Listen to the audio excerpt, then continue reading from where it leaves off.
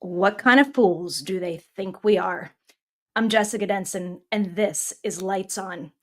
This is yet another obscene week in the illegal Donald Trump administration. The week after 5.2 million Americans, 5.2 million Americans flooded the streets across the country from tiny red towns to major cities. People flooded the streets demanding that this illegal, rogue, lawless Russian asset administration be put to a stop. That is the normal conversation to have. That is what we need to be demanding on a daily basis. And that is what we need to be holding our elected lawmakers. That is the standard we need to be holding each and every one of them to. Just today, Donald Trump's lawless administration went into court after the Supreme Court unanimously ruled that this poor man who has been abducted and sent to an El Salvador slave prison, Kilmar Abrego Garcia, must be returned. The Donald Trump lawless administration went into court and argued that this man, they couldn't tell about his whereabouts. They didn't have the information the judge needed. They had time in the interim before, when this judge ordered that he be returned, before the Supreme Court stepped in the first time, to find out the details of his whereabouts. This is not hard for them. They are playing games. They're basically, in their non-responses to these judges, saying F you. They're laughing at them. They're screwing with them intentionally. And there is blatant violation of our separation of powers and checks and balances going on. While people's lives are at stake, human rights are being blatantly violated, and this authoritarian, Kremlin-controlled rogue regime is trying to seize the power of the greatest country in the world. This is not normal. We must, again, I will reiterate, demand that it be put to an end. I'm going to ask you right now, if you're not already subscribed, please subscribe right here where you're watching this to the Jessica Denson YouTube channel. As I often tell my wonderful audience, this is not a podcast. This is a movement. From the very beginning of my independence of Lights On from Midas Touch, which was complicit and unwilling to cover the conversations we needed to, I made this show a platform for the action that needed to be taken. I want to tell you, if you are a subscriber, if you are a viewer of this show, you are part of a movement that, if were amplified exponentially, if our audience were amplified exponentially, if the conversations that we have had on these shows with constitutional experts, with professors, with data scientists, with investigative journalists, if these conversations had been in the mainstream, this show, we would be in a different position right now. So that is how powerful your amplification of the message here is, of the tools that I am giving you through my very esteemed guests, the ways to end this illegal administration.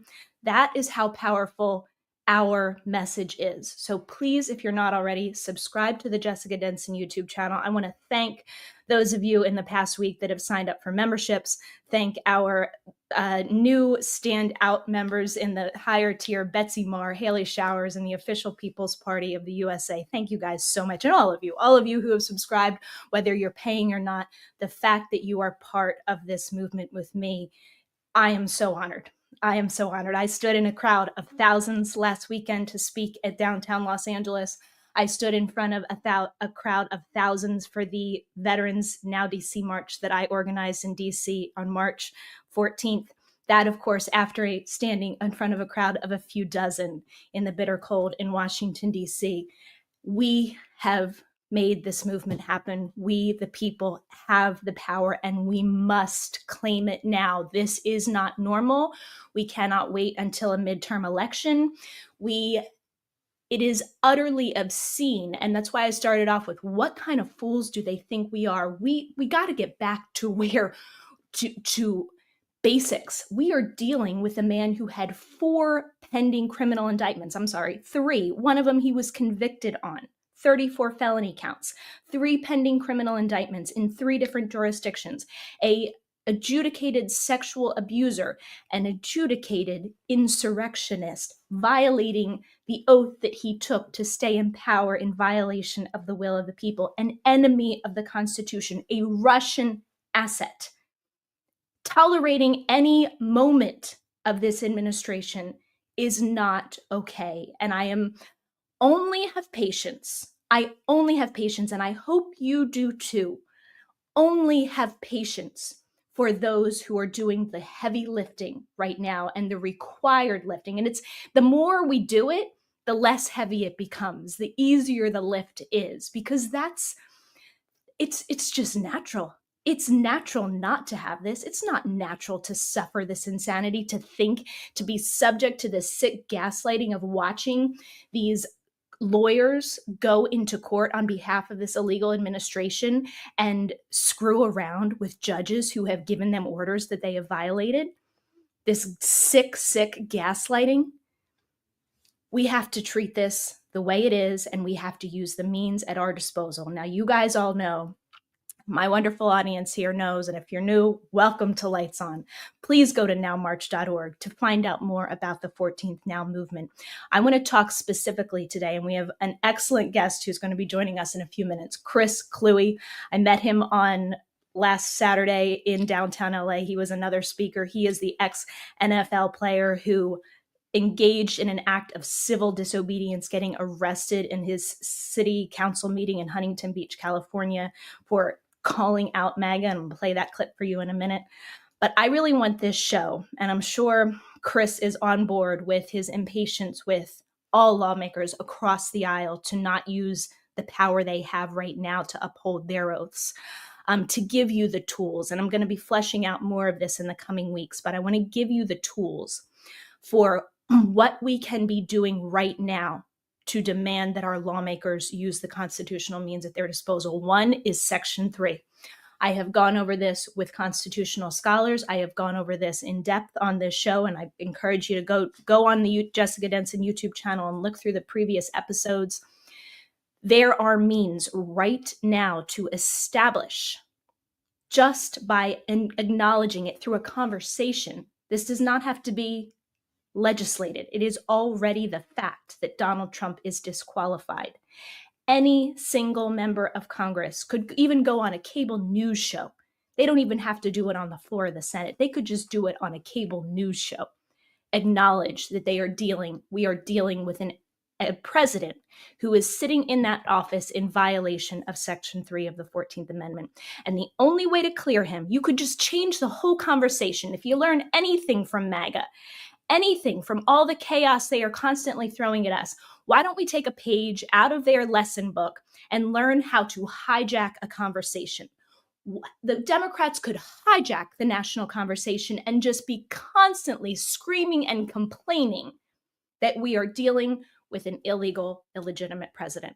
And guess what? There's only one remedy to it, only one remedy through the Constitution, and that is by a 2/3 amnesty vote to remove the disability, 2/3 amnesty vote of both houses of Congress. Never going to happen. Never going to happen. And then the entire national conversation changes. It changes. Every single one of you, Eric Swalwell, Bernie Sanders, AOC, Jasmine Crockett, Representative Raskin, Senator Murphy, Senator Booker, Senator Blumenthal, I could go on and on and on, Senator Hirono, Representative, thinking of another Rep. Moskowitz. I don't know. I could go on and on and on and just list every single member of the Democratic Party who goes out, and I like a lot of what I hear. But you need to address that threshold issue. You need to normalize it. You can't just be taking your voters for fools who, one of the things that came up this week is how many Democrats privately acknowledge that they either know or suspect that this election was stolen, and they will not vocalize it to their constituents. What kind of fools do you think we are? We saw this man and Elon Musk claim so many times that they did not need votes, that they knew how to these vote counting computers. We saw 7 swing states go to a man who couldn't fill a stadium, who couldn't fill a high school auditorium full of people in less than before we went to sleep on election night. We know that this is not normal. We know that 3.5 million voters of color had their vote canceled because of illegal voter suppression. What kind of fools do you think we are? And you think we're just going to be on board for getting you reelected? Good luck with that in the midterms. No, right now we have to hold each other to the highest standard, especially those who claim and we expect to be on our side. Now is the moment that we must demand the most of them. So there is one person right now, he's not doing Section 3. He's not doing Section 3 yet, but he is at least on the right track, and that is Representative Al Greene. The other means, maybe there's 3 means right now. There's Section 3, there is impeachment, which I'm talking about in a minute with Al Greene, and there is acknowledging and proving that this election was stolen and demanding a new election, because there is every indication in the world to believe that we are dealing with this blatant assault, this Nazi assault on our rights by a man who was not even legitimately elected to be president, not to mention disqualified. My God, why should we have patience for any of this for 1 second? So on the impeachment front, Representative Al Greene, he was one of the speakers, by the way, last week in DC at their hands-off rally. And kudos to the 5051 DC people. I know they work tirelessly, and I've worked with them before. They supported us on 314. He said a lot of the same things I said in my speech, and I just want you guys to know this, and I want everybody else out there listening, amplify this message as much as possible. When Representative Al Greene, or when I got up there and said Donald Trump needs to be impeached and removed now, do you think the crowd was responding, oh, no, wait, it's not time. Just, take your time. That's too extreme. We don't really need to go. Of course not. That is what the people are demanding now. That is what is normal. That is what is right. Removal now. That is what must happen. So he gave a wonderful speech on the mall, or not on the mall, at the National Monument, Washington Monument. And he also re-upped his threat, if you want to call it, his promise, I think is a better word, to bring articles of impeachment. And he's got a countdown going. And I want to put every member of Congress on notice. We put them on notice in January. Every one of them is complicit in what is happening right now for certifying this election in violation of the Constitution on January 6th. But we're going to put them on notice again. This is an opportunity. Every single member, and we can include Democrats and Republicans. Don't let any one of them out of this equation. You don't have to call just your member of Congress. You can call any member of Congress. And I put the number to the switchboards down in the description of this video. Call them. Demand that they back Al Greene's articles of impeachment. Demand that they put their name down on the right side of history, and shame, utterly shame, and continue to call them out and scold them if they do not. I'm going to play this clip from Representative Al Greene on what his plans are. Impeachment is imminent. The filing of articles of impeachment is imminent. We are currently in a countdown to impeachment.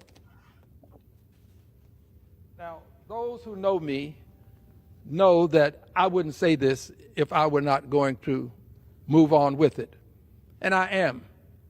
We will have articles of impeachment filed. I cannot tell you what the vote will be. And there are some who would say, well, you shouldn't file the articles of impeachment if you can't win. No, you need to know where people stand. You really do. We need to know. I heard a member just yesterday indicate that we need to have a certain thing brought before the House to understand where people are. It is not unusual for us to have votes to find out where people are on certain issues. And this is no exception. He talks of having another term. Well, Mr. President, you're not going to have another term. That's not going to happen. But I do know that you have incited persons to come to the Capitol, the citadel of democracy, and engage in an insurrection. So I don't know what you have up your sleeve, but I do know that we will prevent you from having a third term. And the best way to do it is to not have you finish this term. And the best way to do this is to have you impeached and convicted and removed from office. It can be done. I'm telling you it can be done. The law says it can be done. We but only have to have the will to do it. The way is before us. The will is what is necessary to implement the way to an impeachment and a removal of Donald John Trump as President of the United States of America. Amen, Representative Al Green. So impeachment, I love that he mentioned insurrection, because I think we could also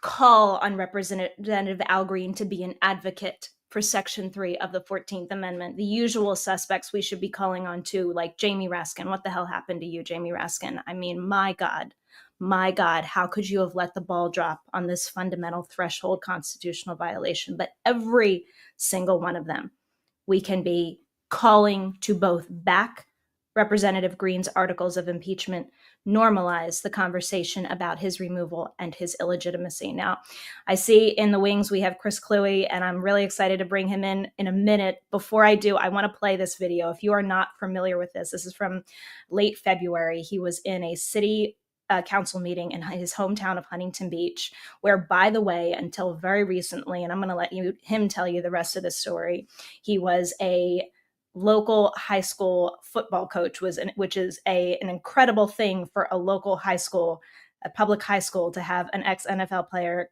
coaching football for them. So it was a real honor until recently. He's going to tell you about what happened with that. But here is the brave civil disobedience of Chris Kluwe. Chris Kluwe, 15-year HB resident. I'm here to speak out against both the plaque and the current city council. As the community made clear at the Library Commission meeting last Tuesday, everyone is in favor of a plaque to celebrate the library, but the vast majority are against including a MAGA acrostic. Okay? Unfortunately, it's clear that this council does not listen, so instead I'm going to take my time to say what MAGA has stood for these past 3 weeks. MAGA stands for trying to erase trans people from existence. MAGA stands for resegregation and racism. MAGA stands for censorship and book bans. MAGA stands for firing air traffic controllers while planes are crashing. MAGA stands for firing the people overseeing our nuclear arsenal. MAGA stands for firing military veterans and those serving them at the VA, including canceling research on veteran suicide. MAGA stands for cutting funds to education, including for disabled children. MAGA is profoundly corrupt, unmistakably anti-democracy, and most importantly, MAGA is explicitly a Nazi movement. You may have replaced a swastika with a red hat, but that is what it is.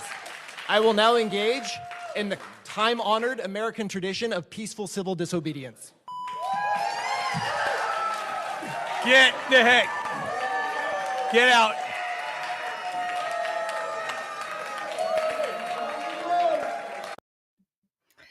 All right, so I'm going to bring in Chris Kluwe. I really appreciated the message that he had. I appreciated his historical perspective. I know he studied poli-sci and history at UCLA. We have to invoke the law in history right now. If we don't, we are going to lose it all. So it's my pleasure to be joined by co-speaker at the 4-5 event in Los Angeles, Chris Kluwe. Hey, how's it going? Thanks for having me on, Jessica. My pleasure. So tell us what happened after you were arrested. Yeah, so they took me to jail, booked me, ended up charging me with a criminal misdemeanor of disturbing an assembly. My court date is next Wednesday, where I'll find out what's actually going to happen. I'm pretty sure it's just an arraignment date, so like I'll plead, not guilty, and then we'll see if they drop the charges or not. But yeah, it's really interesting because I've been in those city council meetings before, and people have been disruptive, people have been raucous and rowdy, and no one has ever gotten arrested before. So I don't know if that's just because the city council wanted to make an example of me, or it's just an indication of kind of the authoritarian times we're moving into. But yeah, it's a city council that doesn't listen to us. Yeah, it was kind of ridiculous, the amount of force that you saw from those cops. And I couldn't get the clip that had their focus on you on the stage. That's why I had the still shots there. But it was just ridiculous, the amount of, and all you did was basically go up and stand on the stage. You didn't do anything disruptive. So, but your message behind this, and then you lost your job, right? I wanted people to know about this. Yeah, so then it looks like a bunch of local people on a Facebook page sort of organized, a smear campaign, which is what the right wing does. They've done it before. I'm sure they'll do it again. Basically, they took one of my Blue Sky posts out of context where I had posted a video asking people to stop review bombing the library, because like our library is an amazing place. We don't need it to be review bombed. It isn't the library's fault that the MAGA people want to screw with it. And so these people took this post out of context where I said, hey, I can't believe I have to say this. Go find where the council members work and blow those places up instead. Obviously referring to the fact, that I'm talking about review bombing. And so the school fired me. And that's I don't know where they're going to find another ex-NFL player to coach freshman football. Yeah, these are their priorities. Excuse the domestic terrorist in the White House, but fire the guy who's taking care of kids and speaking out against fascism. That's the right thing to do. But listen, I heard your speech and I was like, I was so mad because I had it on record, but at the end, all I had was a still photo of you giving your speech. But there was a part when you were trying to get people to like summon up and conjure up all of their anger and just kind of like scream it out to the crowd. And can you just explain what that exercise was about? Like what you want people to do with the way they're feeling right now? Yeah, so that was a big part of my speech, is kind of acknowledging the fact that I'm angry, and I know a lot of other people are angry, and it's okay. How do we accomplish something constructive with that anger, right? Because you should be feeling angry right now. If you're paying any sort of attention to what's going on with our government, then you should be angry about what's happening, because it is authoritarianism, it is fascism, and in a lot of cases, it's the same thing the Nazis did. I mean, going after the trans community, that's literally what the Nazis did as their first course of action. And so I want people to take that anger, again, acknowledge it, let it out with a big giant yell, which was really fun to see at the rally. I just wish I'd gotten to do it earlier when there were more people there. Yeah, I know. You and me were towards the end. We're like, but there'll be other protests. But again, take that anger and then use it to build something, because that has to be the big difference between us and the people we're fighting against, is that all they want to do is destroy. And it's really easy to break things. Like it doesn't take much effort to break something. It takes a lot of effort to build something. And we're going to need to build back a lot of the systems that they're currently in the process of breaking. So take that anger, use it to propel you forward, attend your local city council meetings, call your representatives, maybe even show up at their offices, attend the 50501 protests. I think the next one's on April 19th. And you don't have to attend all of them. You don't have to do all of this, but do something. And again, don't feel ashamed with that anger, because a lot of people in mainstream media are like, oh, why are you angry? Why do you have to show this anger? It's like, you should be angry. Like, these people are destroying our country. It's okay to be angry about that. Yeah. You channel it into motivation. You just channel it into motivation. And I, one of the things that I heard you speak out about is, the kind of lack of fight in our Democratic leaders in particular, like that it just gets me so much. And right now, I'm going to be honest with you, Chris, I have so many qualms with these people, because I feel like they have let us down in the last few months on so many levels. And so when I hear them just posturing for the midterms, when I even think there's, possibility we don't have legitimate midterms again in this country, it's so infuriating that they're just punting till 2 years from now and not wanting to take action right now. Like I heard you in interviews after your arrest saying, I want to see our Democratic leaders getting arrested. Like, be John Lewis in this moment, right? Right, exactly. And that's, I was heartened to see Cory Booker, filibuster for over 25 hours. Like I was heartened to see Al Greene, get kicked out of the State of the Union and then announce he's bringing articles of impeachment. But we need more of that. Like that needs to be every single Democratic elected official right now. And the fact that it isn't means that these are people who are more concerned about observing norms that no longer exist and protecting power that they probably won't have during the next midterms. So if we do have our next midterms, we need to primary every one of them, regardless of how long they've been in office, regardless of what they've done, because they aren't rising to the moment. And one of the things you see in the history of the Republican Party is it keeps continuously getting dragged right right, because they have new people primarying them, right? Like that's how a lot of, that's one of Trump's main threats within the Republican Party is, if you oppose me, I'm going to back someone who will primary you.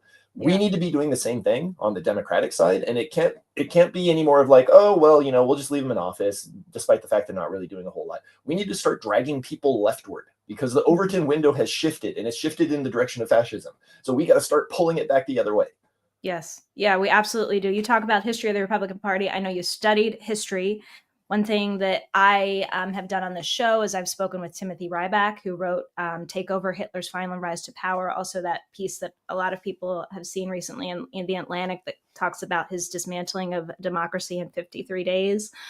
Any kind of lesson that I can see from history, and there's others that come out of more recent history, like Hungary and what Orban has done, indicate that there is no overreaction to this. You need to act fast, and you need to take bold, immediate action when this is happening. You cannot wait. I mean, is that consistent with what your studies have shown you? Oh yeah, for sure. Like it's very consistent throughout history that the longer you wait to act against fascism, the harder it becomes and the more damage that is caused, both to institutions as well as to people. And one of the reasons why I engaged in peaceful civil disobedience is that's the next step after your representatives show that they're not listening to you, is that you have to show them, okay, this means something to me. And it means so much to me that I am going to engage in behavior that shows that to you. And I don't want to get to the step after that, because anyone who studied history knows what the step after that is, and it's actual violent revolution. And no one should want that, because it's inherently unpredictable. It's dangerous to everyone involved, and it usually shatters a nation apart. So right now we need to be showing up in the streets. We need to be causing general strikes. We need to show the people in charge, because there are very, very few of them compared to the amount of normal everyday citizens in the United States. We outnumber them vastly. We just have to show up and show them that. Yeah, we absolutely do. We absolutely do. What do you think? Do you think that the conversation about impeachment should be normalized by all the Democrats right now? I mean, this is what's so frustrating. They put on their own limitations. Like, I dealt with this with the whole Section 3 conversation. I mean, listen, I understand it's a little bit of an academic thing to have to tackle. We had a really shitty ruling come out in Trump v. Anderson that had a lot of dicta saying we needed new legislation. And I went through so much on this show to debunk the misconceptions that new legislation was needed to enforce Donald Trump's disqualification. Not mandated at all, but even the pro-democracy people read that decision as a barrier to them. Can you imagine MAGA taking some piece of something that Democrats do and saying, oh, well, it looks like we might not win there, so we're not even going to try it? That's right. How I feel like it is with the impeachment conversation. Oh, there's no way we can even win there, so we're not even going to. No, try it. He's committed multiple impeachable offenses on a daily basis. Try it. It's the classic Simpsons meme, right? Where it's like, we've tried nothing and we're all out of ideas. It's like, no, go do something. And I think you're absolutely right when it comes to using the appropriate words to describe the situation. And the fact is, we should be calling for impeachment, because this president has committed high crimes and misdemeanors. People don't understand, high crimes and misdemeanors refers to you being a dick and ruining the country. That's literally the historical definition. Well, not literally, but you get what I'm saying. It's intended to encompass all of the things someone in power can do to ruin everyone else's life. Yeah. Right. And we also have to be calling things the way they are in terms of what's happening with these kidnappings and people being sent to concentration camps. Yes. These words matter. We need to call them what they are. And the actual truth is, Americans and people who are here legally in America are getting kidnapped off the streets. They're being sent to concentration camps, and they're not being afforded the due process of law. And if we get rid of due process of law, well, we're no longer a democracy. That's the definition of our country. We have to have due process. Yeah, when I see what's going on right now, and I know there's people who are just still shockingly, there's still people in this country, Chris, who are disconnected from what is happening. And I think of the saying, and then they came for me. And then they Right. came for me. If, Yeah. if you ever wondered how it could happen in 1930s Germany, well, you're seeing how it can happen because this is how it happened.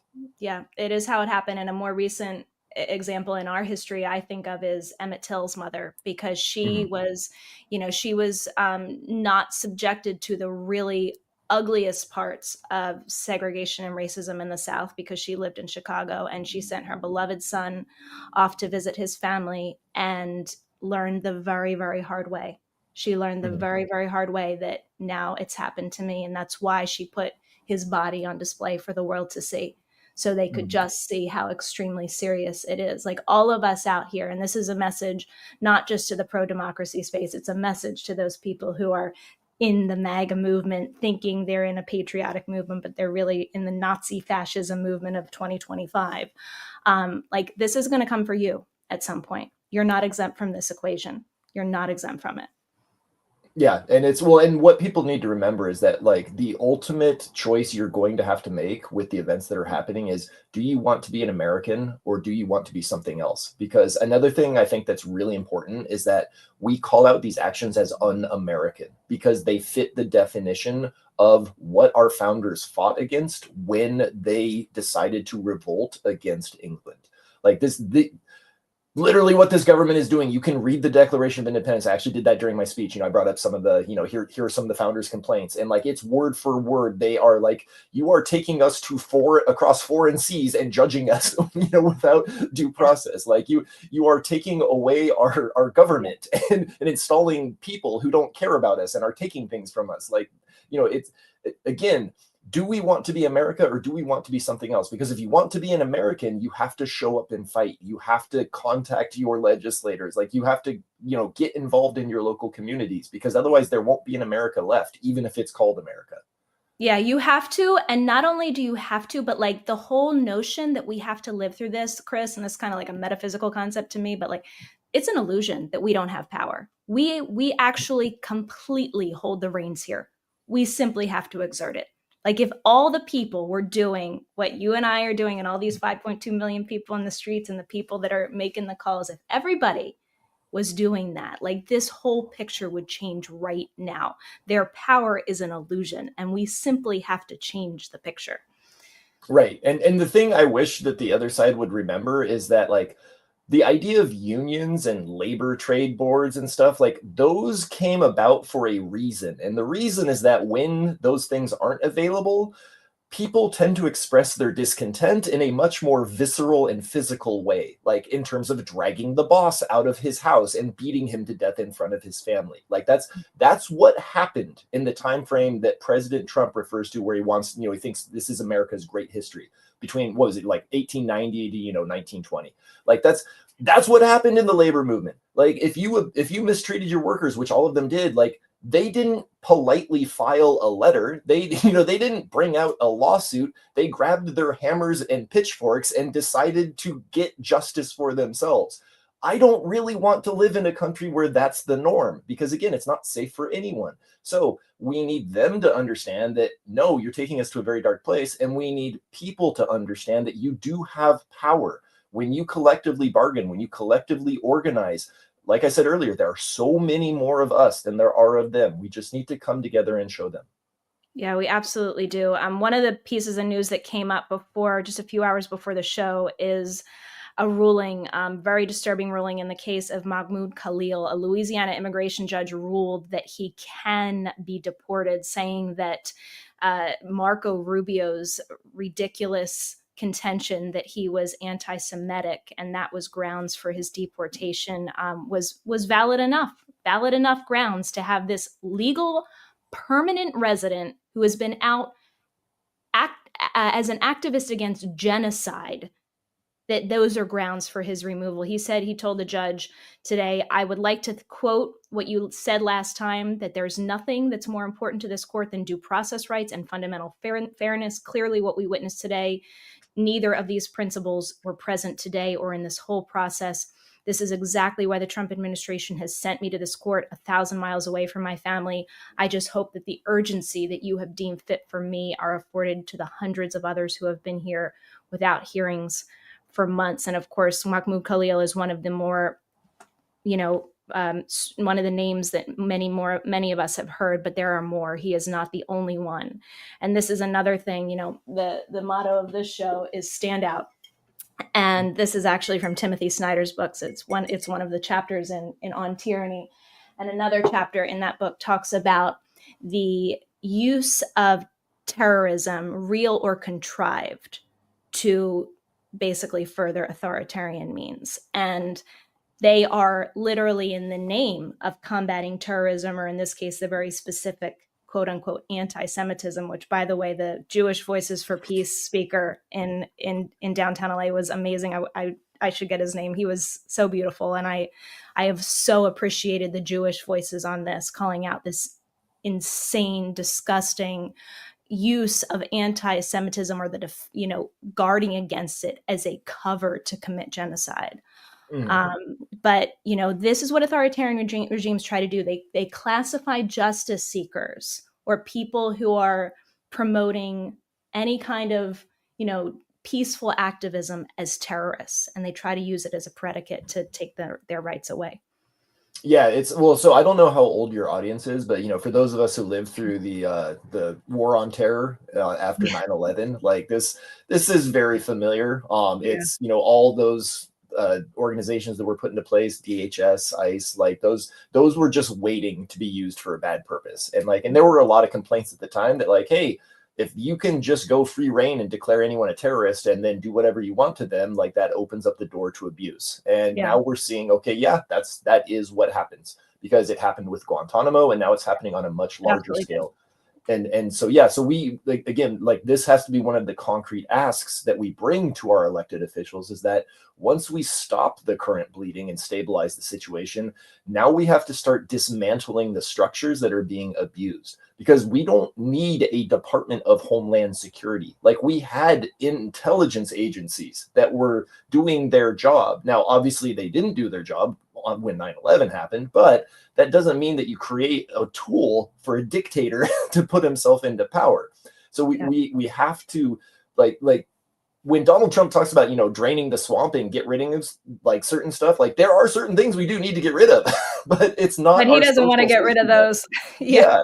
Like we need to get rid of the police state and the surveillance state, because that is what it will be used. And we're already seeing it being used to control us. And so like when you do call your legislator, have concrete asks like that. Be like, hey, I want you to ask, I demand that you call for impeachment on Donald Trump. I demand that you call for the dissolution of DHS and ICE, because they're clearly not operating under the bounds of any sort of democratic authority.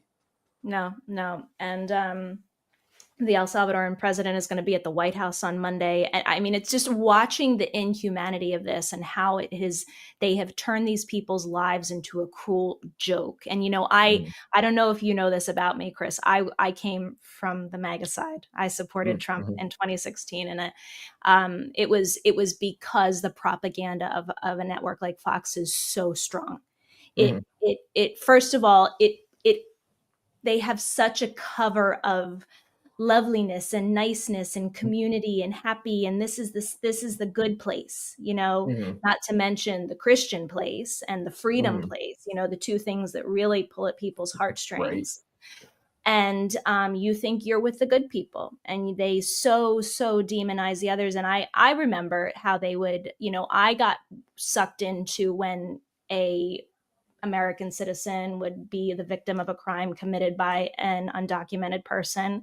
And I, for a time, believed that this was some problem that was wildly out of proportion, which it never was. This is just a complete falsehood. American citizens commit crimes on a much larger scale than undocumented people. But, the fact, like I was actually listening into a debate on CNN last night, and they had one of the Republicans, his answer to what about, Kilma Abrego Garcia not getting his due process rights? What about that? And he said, did Laken Riley get her due process? Like, the answer is not like, murder victims don't get due process, so nobody else gets them. I mean, Right. it's the gaslighting on it is just so disgusting. The joke on these people's lives who are being torn apart, people with tattoos of autism, representing their family members who have autism, being called gang members and rounded up to these foreign slave prisons. It's just, the depravity is off the charts. Yeah, and well, I think that's also an important point, is that it's okay for people to make mistakes as long as you then work on becoming a better person, right? Like one of the things I've said a lot is there were a lot of good Germans who voted for Adolf Hitler because they thought he had their best interests in mind. Like they legitimately thought he was going to make their lives better because their lives weren't going very well. And there are a lot of good Americans that voted for Donald Trump because they legitimately think he is going to make their lives better. But he never will, because he does not care about anyone other than himself. And so if you're one of those people who happen to be watching the show, like, we need you to understand that now is the time to say, okay, my bad, I made a mistake. How do I start fixing that? Because we are going to need people to become engaged, regardless of right, left, whatever. Again, the question is, do you want to be an American or do you want to be something else? And with Fox News in particular, it's a propaganda network. Like it's not a news network. And yeah, like you said, they do a very good job of sort of inculcating this belief of, oh, it's us against the world. And, we're always being conspired against or, demonized. And a lot of that plays into a lot of Christian rhetoric, right? Where it's always, it's you must go proselytize and the world's going to be against you, but you have to persevere against it. And it's a really unfortunate thing to do. Blasphemous use of Christianity. Right, exactly, because it goes against everything that Jesus actually stood for. I mean, I'm not religious, but I've read the Bible, and Jesus is a pretty radical progressive. Like he cares about poor people. He cares about helping others, despite getting nothing from it. Like he wants everyone's lives to be better. And so I want those people to understand that, like, don't keep digging in just because you feel like, oh, since I've taken this position, I have to always take this position. Like it's not a sports team, right? Like your political party isn't your football team or your baseball team. Like it's how you determine how you're going to live. And this political party, as evidenced by everything that they've done, are not going to make your lives better. The Republicans don't believe in the separation of powers. Donald Trump doesn't believe in helping anyone. He's crashing the market so that him and his friends can, short sell and then make a bunch of money for themselves. But like, those are people's retirement funds. Those are people's pensions. Like the cost of eggs has gone up despite his promises, that he was going to fix everything and make eggs affordable again. And like, I don't know how many other ways to say that he just does not have your best interest in mind, and he never will. No, he never will. And I think on the silver lining of this is that I am one example, Chris, of the people who have come out and become some of the most aggressive, loudest voices against him. Because because you understand what you've seen, right? Like, like you understand how it works. Yes, I do understand. And I'm disgusted that my love for this country and my love for the values that I have always cherished. I have always cherished human rights and freedom. I mean, freedom is like a universal need. This is what we all need. That those desires could have been played on for such a corrupt purpose. Like how disgusting and sick. You're not going to get over on that on my watch. Yep. And that's another thing people need to understand, is that freedom and nationalism are two totally separate things. Like supporting your country means that when you feel your country is doing something wrong, you question it. It's more patriotic to ask questions of your country than to blindly follow whoever in charge what they say. Because a real patriot says, wait a minute, is this actually what my country stands for? A nationalist says, oh, they're waving the same flag as me, I'm on their team, I'm going to do whatever they say. And we need people to shift from the nationalist camp into the patriot camp. And an American patriot right now looks at what America is doing and says, no, this is not okay. Exactly, which has been why it's been so amazing that we've had so much support of veterans in the movement in particular that I've been involved with. We had the 314, and Cliff Cash, the comedian that helped me organize it, was so intent on bringing veterans into this conversation. Shout out to Sons of Liberty, the progressive veterans organization. But they have, veterans are such an important voice, and I think their role right now cannot be cannot be overstated, because these are people who have put their lives on the line for this country. Somebody in this office violating our Constitution and what they sacrificed for is unacceptable. Unacceptable. I think, we're getting, this is kind of the elephant in the room right now. Everybody right now, Chris, is worried about April 20th. April 20th, because it's the date that Donald Trump gave in one of his illegal executive orders for Pete Hegseth and Kristi Noem, these Right, for the Insurrection Act. to tell him whether he can invoke the Insurrection Act. This is really a time, I believe, for people who have taken an oath to this Constitution right now.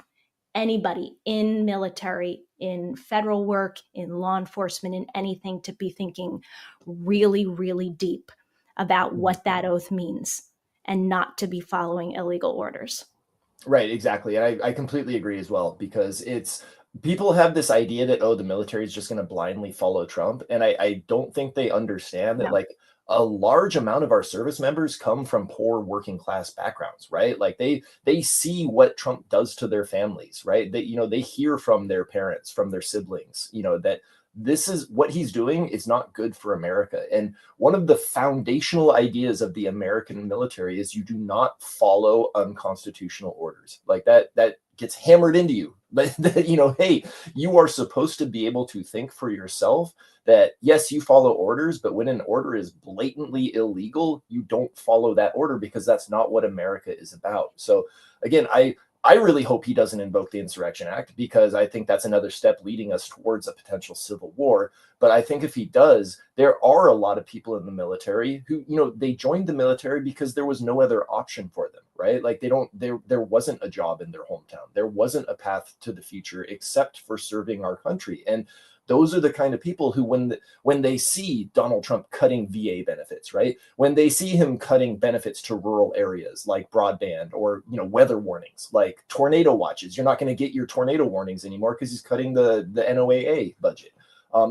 Those are the people who understand on a personal level that what Donald Trump is doing is not only bad for the country, but bad for them and their families. Yeah. And so, we don't want the military in the streets, because historically it's never good for a country if the military is deployed inside its own borders. But I have a lot of faith in the people who serve this country that they will make the right choice, because I know they care about America, and they care about America more than they care about Donald Trump. Me too. 314 was an absolutely beautiful show of that, because we had thousands and thousands of veterans on the National Mall against this. So I'm extremely hopeful in that regard too. Now, I know you have a super local, but nonetheless incredibly important initiative or a vote, I think, coming up in Huntington Beach you wanted to tell us about. Oh, yeah, for sure. Yeah. So on June 10th, we have 2 ballot measures. So if any of you watching are Huntington Beach residents, or a Huntington Beach resident, please tell them to vote on or before June 10th, yes, on both of our ballot initiatives. The first ballot initiative will get rid of the book banning board that our city council has instituted. The second ballot initiative will make it so that if the city council tries to privatize our library, which they already tried once, that it has to go to a citywide vote. They can't just unilaterally declare we're selling off the library so it can be chopped down for parts. So it's really important, because we're fighting against a lot of essentially MAGA extremists that live in the city. And there's a mega church, Calvary Chapel, in our city that funnels in money from, other places in order to spend it here. So we need to get the word out. We need to get people knocking doors, calling their friends, calling their neighbors, and just letting people know libraries are supposed to be apolitical spaces, right? Like it's not supposed to be right or left. It's a space for knowledge and learning. And libraries are amazing. They're the backbone of the American educational system. So we in Huntington Beach want to protect our library. So please vote yes on both of these ballot initiatives so we can protect our library. And if you see this happening in your city, fight against it, because it's one of the first things MAGA does. The very first thing they'll try to pass a flag ban and get rid of the LGBTQ flag. The second thing they're going to do is they're going to come after your library. So if you see this happening in your local town, speak up against it, start organizing with people so you can nip it in the bud. Yeah. Well, Chris, you are a great example of citizen activism, also using, the massive platform that you have had from being an athlete and not just, you didn't shut up and dribble or shut up and pass, right? Unfortunately for Laura Ingraham, right? Yeah. So also, as an expert on punting, I want my elected officials to stop punting. You're doing it wrong. Yes. Thank you very much. Stop punting. Thank you so much. I really appreciated meeting you. So appreciate your activism, your message, your lack of patience for this, because that's where I am. We need to have the self-respect to have zero patience for what's going on right now. Yep, absolutely. Thank you so much for having me on, Jessica. I really appreciate it. My pleasure. My pleasure. Thank you, everybody, so much for joining us today. So listen, if you didn't get it already, here it is. We need you to contact your elected representatives. I put the phone number to the switchboard for both the House and the Senate in the description of this video. I will pin it in a top comment post after we wrap the live show. Hammer them. Do not let them go. It doesn't have to be your elected official. Pick whoever you want. Demand that they do one of three things, preferably all three. Back Representative Al Greene's articles of impeachment. Join him and back him. This must be done. They are putting down their name in history. They are on the side of fascism and MAGA and the Nazi Party of 2025, or they are on the side of the normal constitutional legal thing of getting this man the hell out of our lives. Make your choice. Demand that they do it. Number two, ask them why they are not talking about Section 3 of the 14th Amendment. Now, I understand this is a very uncomfortable position for every single one of them because they all failed us. They all betrayed their oaths on January 6th. But listen, we have to be in the redemption space. We have to be in the space of acknowledging our errors. I've heard a lot of them themselves say they need to acknowledge their errors. So hold them to that. They need to now raise the conversation about Donald Trump's disqualification and the fact that the only way for this illegal Russian asset, illegitimate president to get out of that status is by a 2/3 vote of both houses. You can go to the nowmarch.org website legal authority page for a lot of information as to why this is the fact.